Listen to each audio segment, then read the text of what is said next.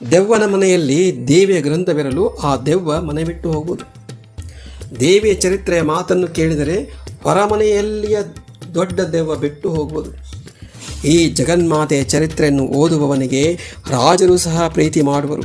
ಅವನಿಗೆ ಯಮ ಬ್ರಹ್ಮಾದಿಗಳ ಭಯವಿಲ್ಲ, ಸರ್ವವೂ ಸ್ವಾಧೀನವಾಗಿರುವುದು.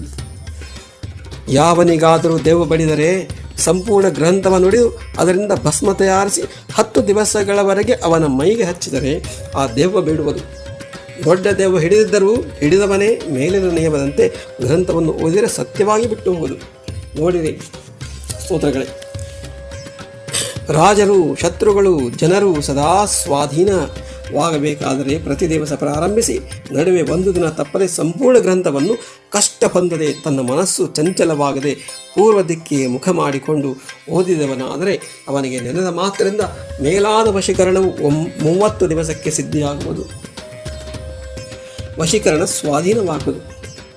ಕೇಳುಗರೆ, ವೀಕ್ಷಕರೇ, ನಾನು ಓದುವುದನ್ನು ಅರ್ಥ ಮಾಡಿಕೊಳ್ಳಿ, ನನ್ನ ಶ್ರವಣ ಮಾಡಿ ಓದಿನ ಕಡೆ ಗಮನ ಕೊಡಿ. ನನ್ನ ಕಡೆ ಗಮನ ಕೊಡಬೇಡಿ. ನಾನು ಏನು ಓದ್ತಾ ಇದ್ದೀನಿ ಅದರ ಕಡೆ ಕೇಳ್ತಾರೆ. 1 ದಿವಸ ಸಂಪೂರ್ಣ ಗ್ರಂಥವನ್ನು ಓದುತ್ತಾ ಮಧ್ಯ ದಿವಸ ಸಹ ತಪ್ಪದೆ ಸಂಶಯವಿಲ್ಲದೆ 1 ವರ್ಷ ಓದಿದೊಡೆ ದೇವಿಯ ಪ್ರತ್ಯಕ್ಷ ದರ್ಶನವಾಗುವುದು. 4 ತಿಂಗಳ ಓದಿದರೆ ಬೇಗನೆ ಫಲಗಳನ್ನು ಕೊಡುವಳು. ಜಗತ್ತಿನ ಜನರೆಲ್ಲ ಇದನ್ನು ಸಂಪೂರ್ಣವಾಗಿ ನಂಬತಕ್ಕದ್ದು. ನಂಬಿಕೆಯೇ ಮೂಲ ಕಾರಣ. ನಂಬಿಕರೆದರೆ ಓ ಎನ್ನನೇ ಶಿವನು, ನಂಬಿದರೆ ಎಂಬು. ನೋಡಿ ವೀಕ್ಷಕರೇ, ಇದರಲ್ಲಿ ಬರೆದಂಥದ್ದೆಲ್ಲವೂ ಸತ್ಯವಾಗಿದೆ. ನಂಬಿಕೆ ಇಟ್ಟೇ ಬರೆದಿದ್ದಾರೆ. ಓದುವನು ಕೂಡ ನಂಬಿಕೆ ಇಟ್ಟೇ ಓದಬೇಕು, ಕೇಳುವನು ಕೂಡ ನಂಬಿಕೆ ಇಟ್ಟು ಓದಬೇಕು. ನಂಬಿಕೆಯ ಮೇಲೆ ಫಲಗಳು ನಿಲ್ತವೆ. ಇಲ್ಲಿ ಬರೆದ ತಕ್ಷಣ ನಾನು ಓದಿದ ತಕ್ಷಣ ಫಲಗಳು ಸಿಗಬೇಕು ಅಂದ್ಕೊಂಡಿದ್ದಲ್ಲ, ಆಗಬೇಕು ಅಂತಲ್ಲ. ನಂಬಿಕೆ ಇಟ್ಟು ಓದಬೇಕು, ನಂಬಿಕೆ ಇಟ್ಟು ಭಕ್ತಿ ಇಡಬೇಕು. 1 ಮಂಡಲ 2 ಮಂಡಲ ಓದಿದರೆ ಕ್ರೂರವಾದ ಫಲಗಳು ಪ್ರಾಪ್ತಿಯಾಗುವು. 1 ಮಂಡಲ 2 ಮಂಡಲ ಓದಿದರೆ ಕ್ರೂರವಾದ ಫಲ ಪ್ರಾಪ್ತಿಯಾಗುವುದು. ತಿಂಗಳು ಓದಿದರೆ ದೇವರಂತೆ ಪೂಜೆಗುಂಬುವನು.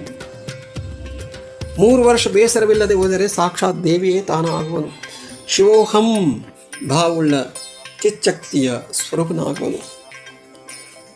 ಕೂಡತಕ್ಕ ಹಾಸಿಗೆ, ಕೂಡತಕ್ಕ ರೀತಿ, ಪೂರ್ವ ದಿಕ್ಕು ಇವುಗಳನ್ನು ತಿಳಿದು ಆಸನದಲ್ಲಿಯೇ ಇಚ್ಛೆಯಿಂದ ಓದಲು ಸಂಶಯವಿಲ್ಲದೆ ಫಲಗಳು ಪ್ರಾಪ್ತಿಯಾಗುವು. ಸುವಾಸನೆಯುಳ್ಳ ಪುಷ್ಪ, ಉತ್ತಮ ಧೂಪ, ದೀಪ ಮೊದಲಾದ 14 ಉಪಚಾರಗಳಿಂದ ದೇವಿಯ ಮಹಾತ್ಮೆಯನ್ನು ಓದುವುದು.